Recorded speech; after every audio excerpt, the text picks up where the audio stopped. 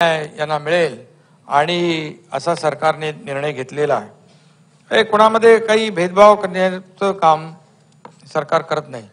मराठा समाजाला आरक्षण मिळवून देणं हे शासनाचं कर्तव्य आहे, सर्वोच्च उद्दिष्ट आहे।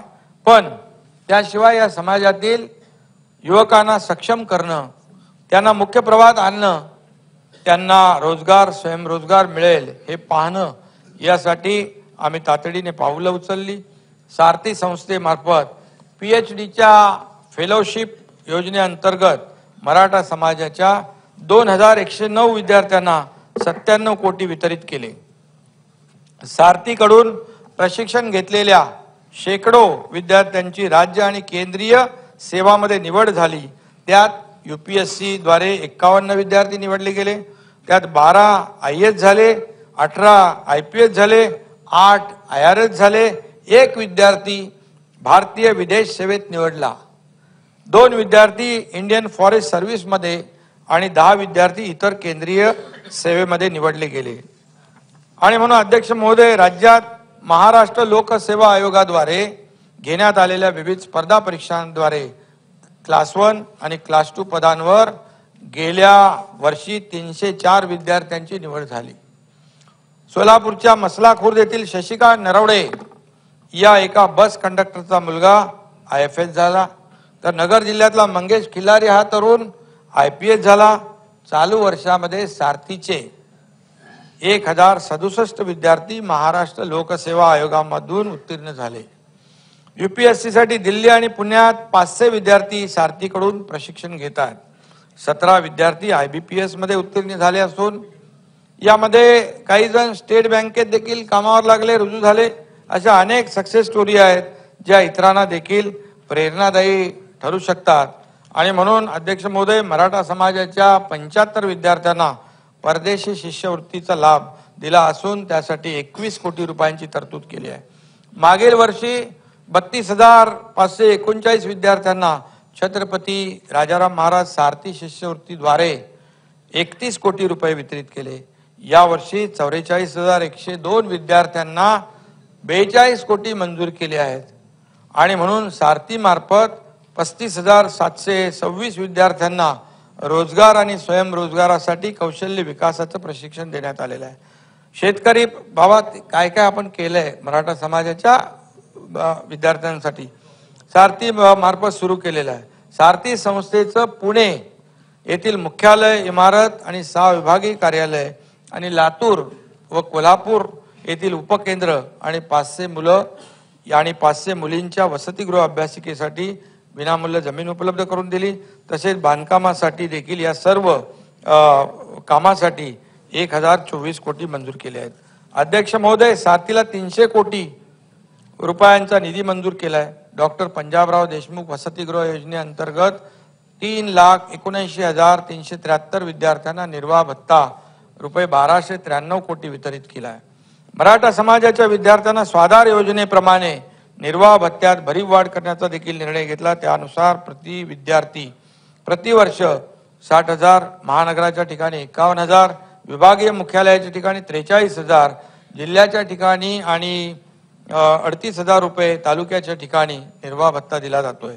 विद्यार्थ्यांच्या बँक खात्यामध्ये DBT द्वारे वितरित हे सर्व करण्यात येणार आहे। राजश्री छत्रपती शाहू महाराज शिक्षण शुल्क शिष्यवृत्ती योजनेअंतर्गत आजपर्यंत 17,54,494 विद्यार्थ्यांना व्यावसायिक शिक्षणासाठी देखील आपण मदत केलेली आहे। अध्यक्ष महोदय, अण्णासाहेब पाटील मागास आर्थिक विकास महामंडळामार्फत मराठा समाजातील 72,144 जणांना 5,380 कोटी बँकेतून कर्ज मंजूर झालं आणि त्यावरील बँकेतून कर्ज मंजूर झालं त्यावरचं व्याज जे आहे 592 कोटी, जो व्याजाचा परतावा तो शासनाने जबाबदारी घेतलेली आहे। महामंडळाकडून 35 गट प्रकल्पांना 3,35,00,000 रुपये कर्ज वितरित केलंय।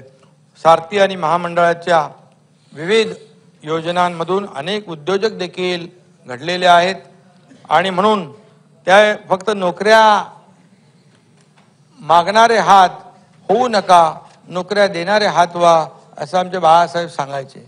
आणि त्याप्रमाणे अनेक लोक या ठिकाणी उद्योजक देखील झालेले आहेत आणि म्हणूनच मराठा समाजातल्या शेतकरी मुलांना देखील शेतकऱ्यांना देखील मोठ्या प्रमाणावर आपण जे यंत्रसामुग्री आहे ट्रॅक्टर मी त्याच्या डिटेलमध्ये जाऊ इच्छित नाही परंतु महामंडळाने देखील या कंपन्यांसोबत MOU केलाय आणि या तरुणांना देखील उद्योगामध्ये आणण्याचं काम या ठिकाणी होतंय। अध्यक्ष महोदय, आपण मराठा समाजाबरोबर OBC समाजासाठी देखील अनेक योजना केल्यात, त्या मी जास्त विस्तृतपणे या ठिकाणी सांगत नाही, परंतु राज्यातले इतर मागासवर्गीय OBC साठी जिल्हानिहाय 72 पैकी 52 वसतिगृह महिनाभरात सुरू होतात। भुजबळ साहेब त्या बैठकीमध्ये होते परवा आणि प्रति जिल्हा 100 मुली व 100 मुलं असे 7200 10वी नंतर शिक्षण घेणाऱ्या विद्यार्थ्यांना याचा अध्यक्ष महोदय लाभ होणार आहे।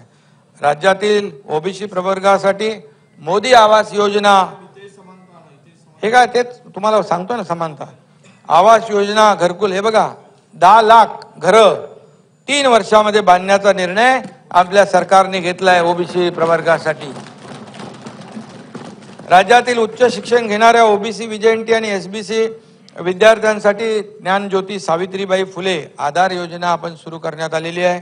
योजनेअंतर्गत विद्यार्थ्यांना निवास भोजन व निर्वाह भत्ता म्हणून वर्षाला विजयराव 38 ते 60 हजार रुपयापर्यंत अर्थसहाय्य दिलं जातं। वसतिगृहामध्ये प्रवेश न मिळणाऱ्या विद्यार्थ्यांसाठी ही योजना आहे आणि प्रत्येक जिल्ह्यात 600 प्रमाणे 21,600 विद्यार्थ्यांसाठी योजना राबवण्यात येते आहे। त्यासाठी लागणाऱ्या 100 कोटी रुपयांच्या खर्चास देखील शासनाने मान्यता दिली आहे। मुंबई, नवी मुंबई, ठाणे, पुणे, पिंपरी चिंचवड या महानगरात उच्च शिक्षण घेणाऱ्या विद्यार्थ्यांना निवास व भोजन निर्वाह भत्ता म्हणून वर्षाला विजयराव 60 हजार रुपये देण्यात येत आहेत।